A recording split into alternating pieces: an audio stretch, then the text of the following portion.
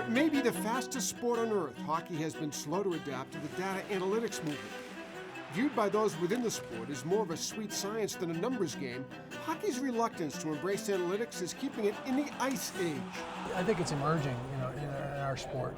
Whether or not there's direct correlation from, in baseball, I think you've got repetitive things. I think hockey is a little more fluidity and a lot more intangibles involved in the sport with five guys on the ice at a time. Intangibles are impossible to measure.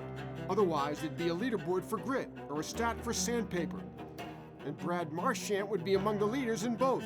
He scores! Marchand! We place value on the guys within our system, whether it's Brad Marchand.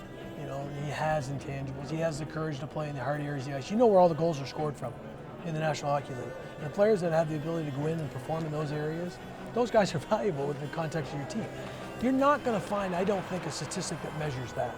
So how that player, again, performs under those conditions against another team, that's comes from sight testing. One reason advanced metrics have yet to take a bigger role in NHL front offices is hockey's reliance on team chemistry, on immeasurables. There's a reason why Patrice Bergeron shows up in everybody's matrices, because of whether it's a possession stat or whatever.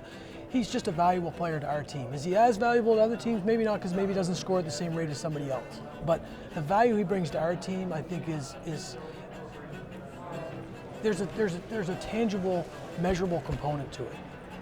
What that is and how you factor it, I'm not sure. We know it exists for sure because I think there's certain players that elevate other people around them. And I think Patrice is one of those players. I think Chara is one of those players. So there's value to that. But that blends into what Claude Julien puts in as a team-wide system and what Peter believes in and the types of players he wants to bring in. Data analytics in hockey is still in its infancy. But if a team can use math to help hoist the Stanley Cup, you can bet the imitators will be fast to follow.